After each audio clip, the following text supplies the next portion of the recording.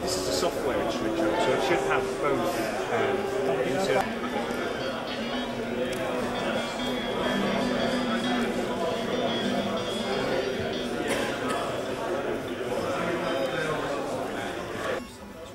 Jeff, would you just say who you are and where we are?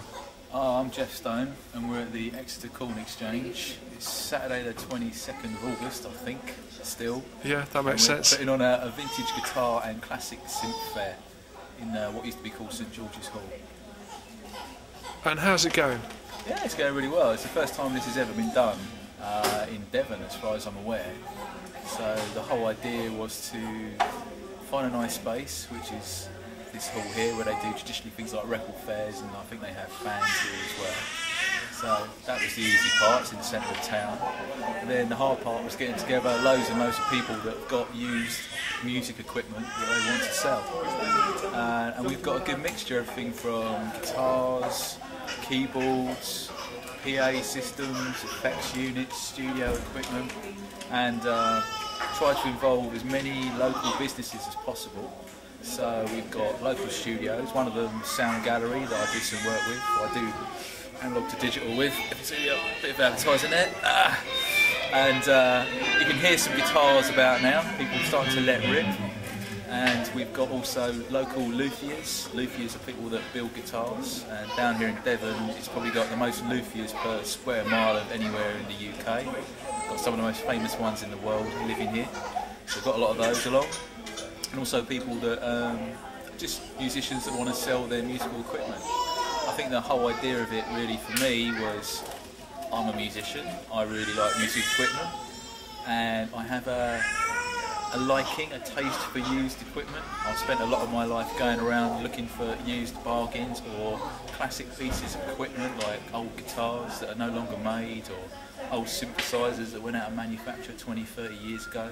So when you say classic guitars and ancient synthesizers, what's the term you use? Oh, I use vintage guitars. Vintage guitars. Classic synthesizers. Oh right, sorry, I had it the wrong way around. I quite like that. Yeah, that works as well. I think the vintage. But you're really not bothered as long as it's an instrument or means of making music. So if you want to bring a saxophone, that's absolutely fine by me, or a violin.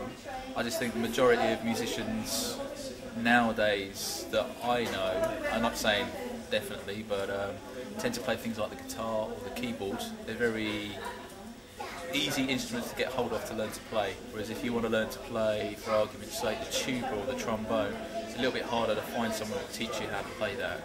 Whereas guitars, I think, are probably one of the most played instruments worldwide, and in the UK they've always been really popular because we've got a heritage of rock music, and starting with pop bands like the Beatles in the 60s all the way through to modern bands like local bands like Muse from Devon who play guitar.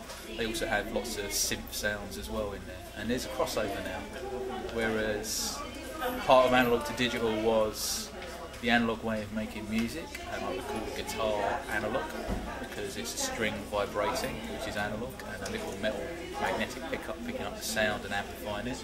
And the digital side could be the synthesizers, which nowadays are digital, or have digital control.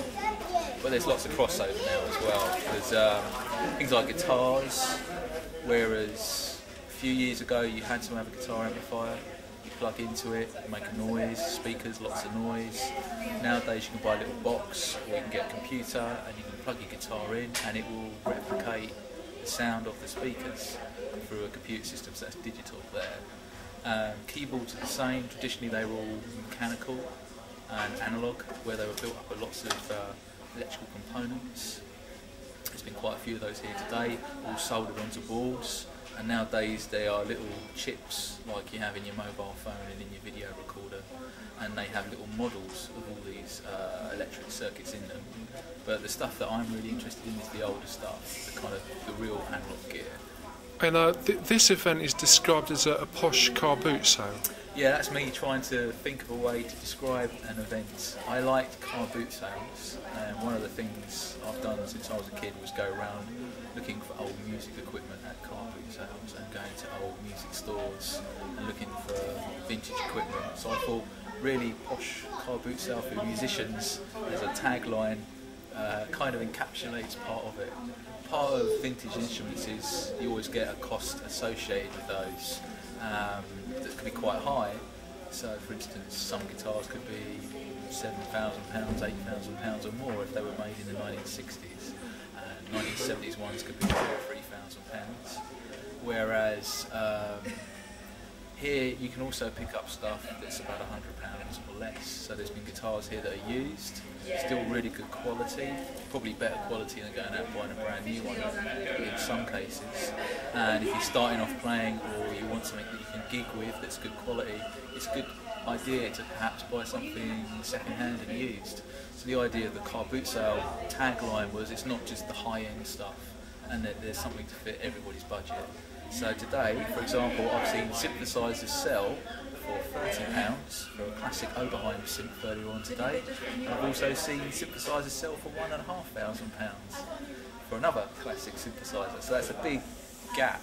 And also, the synthesizers sold quite early in the day. Is that fair to say? I was quite pleasantly surprised that the synths went really quickly. We had a much higher ratio of guitars. So I think traditionally people buy and sell guitars quite a lot, whereas synths they do to a certain degree, but they seem to be really popular here today. I know one of the gentlemen that's got a stall booked towards the back of the hall came down and he only had a few bits and he was really worried because there were a lot of guitars, but I think he actually sold nearly all the stall within the first 40 minutes or an hour.